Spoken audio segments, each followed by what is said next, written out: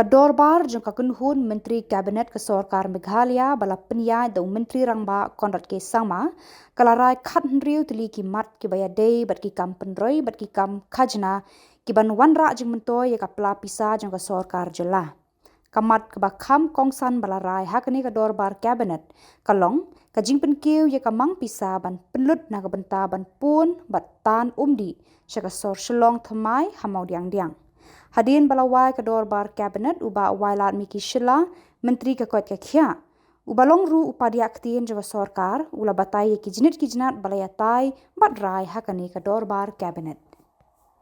Good evening to all of you who are present here today. I would just like to brief the agenda taken in today's cabinet. So there are 16 formal agendas taken today. I'll just read them first one by one. The first agenda is amendment of transit rule under the section 40 and 41 of the Meghalaya Forest Regulation 1973, Assam Regulation number 7 of 1891 as adopted and amended by the state of Meghalaya. The second agenda is adoption of service rule for officials of the Meghalaya Drug Testing Laboratory. Number 3 is declaration of the chocolate masir Neolisochilus hexagonolepis as the state fish of Meghalaya. The fourth agenda is regularization of ad hoc employees appointed before the 31st of December 2007. This is the third batch. The fifth agenda is the proposal for purchase of land at Rongalgre, East Garo Hills district for creation of land bank. Agenda number 6 is a proposal for purchase of land at North Garo Hill district for creation of land bank. Agenda number 7 is extension of service in respect of Shri Ram Mohan Mishra, IAS retired and executive chairman of the Meghalaya State Investment Promotion Board. The agenda number 8 is extension of service in respect of Shri Hector Mawing, IAS retired, additional chief secretary to the government of Meghalaya and chairman of the Meghalaya Sustainable Development Council. Agenda number 9 is amendment of the Meghalaya Building Bylaws 2021 as amended for special project category. Agenda number 10 is extension of service tenure of Shri Khubor Walang, Superintendent Engineer, Directorate of Urban Affairs, Government of Meghalaya. And the agenda number number 11 is amendment rule of 375 Assam Excise Rule 1945 as adapted by the Meghalaya levy of special duty on bottle of origin. Number 12 is approval for escalation of cost of sport infrastructure. Agenda number 13 is revised estimate of new Shillong water supply scheme phase 1. And the agenda number 12 is the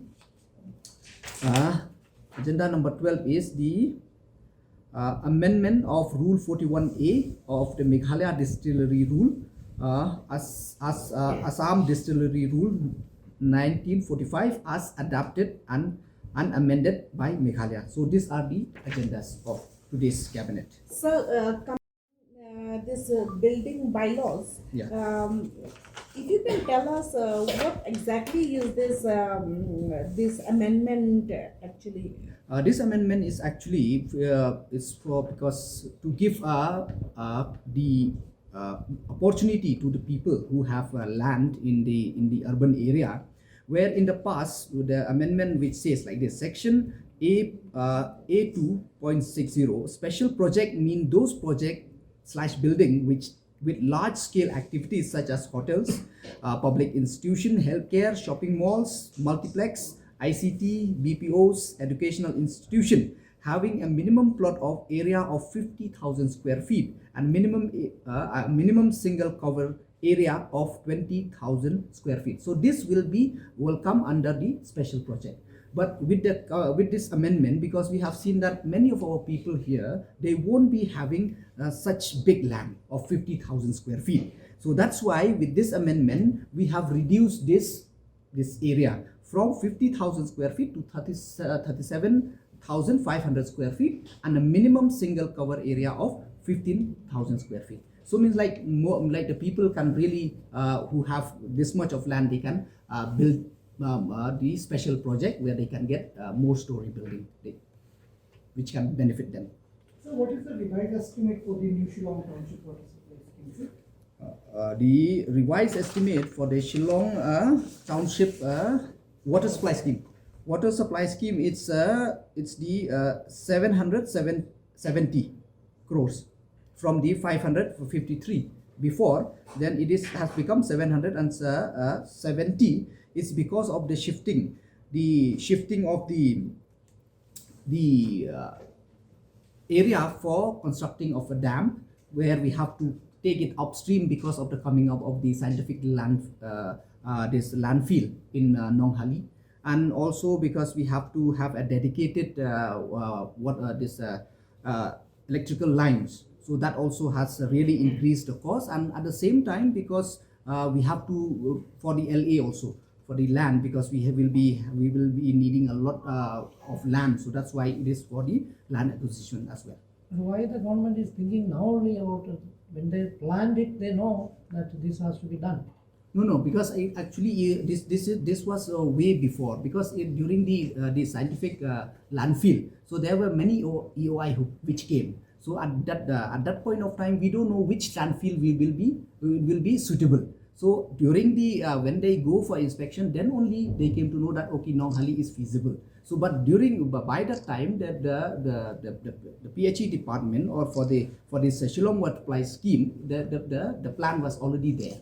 So that's why, but later on we shift. So you do realize, because we are it is for the water supply scheme, so it cannot be near the landfill. So that's why we have to push it upstream.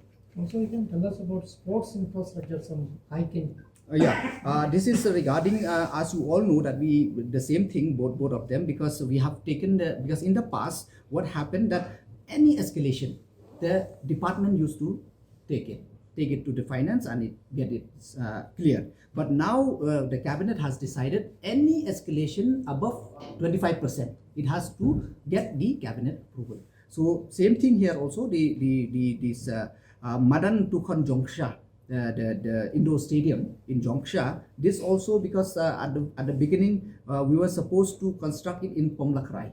So firstly there is a shift of the location, and then at the same time we realized because of this national game and other things, so there are a lot of changes. I mean, like the plan area, which the area at the beginning it was supposed to be 12,031 square meter. It has increased to the 15,417 square meter. So the scope of work has increased tremendously, and other things. So that's why the amount has increased from originally from 22.75 crores to 35.40 crores.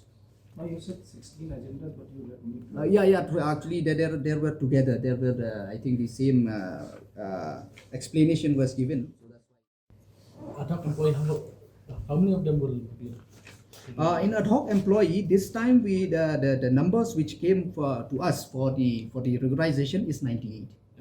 And they are from which There are different departments, but majorly it was from the health department. It was all other departments, but majorly I think around 55 of them were from the health department. How is the financial involvement?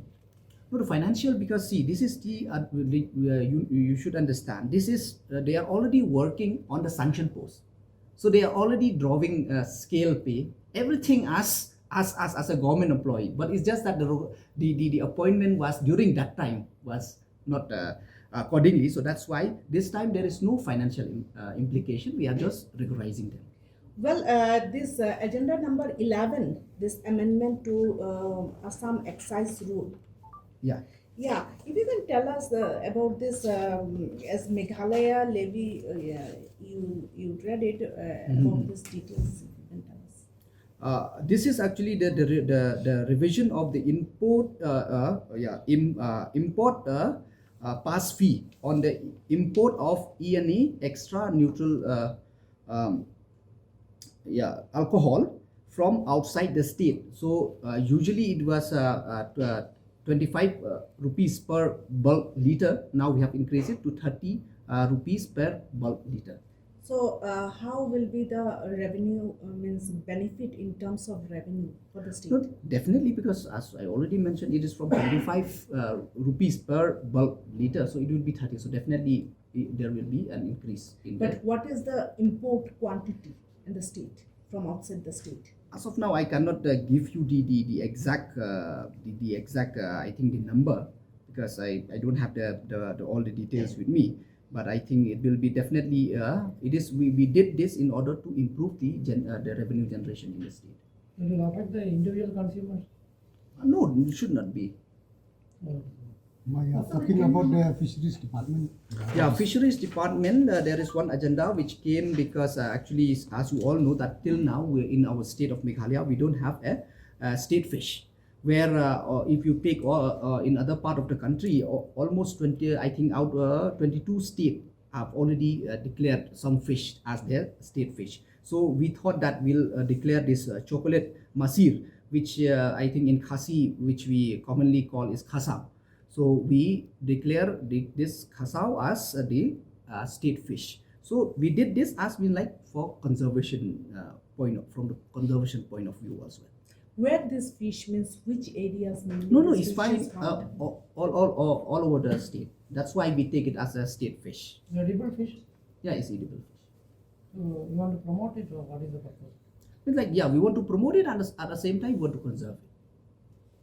So, can you tell us how much land is being acquired for this land bank at Yeah. East Garhwals and North Garhwals, and what is the intention of creating this land bank? So usually, as you all know, for the government is day by day it's coming up with many project, and then as we all know that we already start with other district also, where we want to have the mini secretariat, where we want to bring the administration closer at one place where people it will be easy accessible for the people, and other things we are expanding. So we have realized that with the other district as well, that we every time we want to come up with any project where the main issue we are facing with the availability of land.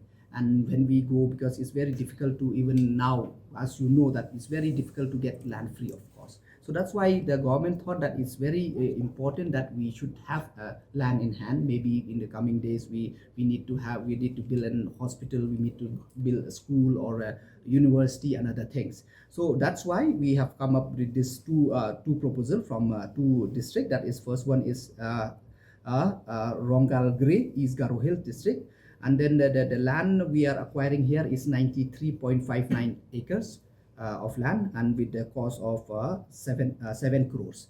If we go for this is a direct purchase. If we go by the land acquisition, according to the revenue department, it should have cost us 10.35 crores. But by direct purchase, we are getting at 7.07 crores. That is with the East Garo Hills, and with the North Garo Hills, the land is in Mandi Pathar area. It is 26 acre of land. It is 6.7 kilometer from Songsak Mandi road, and this is also direct purchase. The amount here is 3.9 crores. That is a direct purchase price, and if we go by the land acquisition, it would have cost us 5.7 crores. So these are the two lands which we have purchased, and this is purely in the intention, like where we will where for the future infrastructure.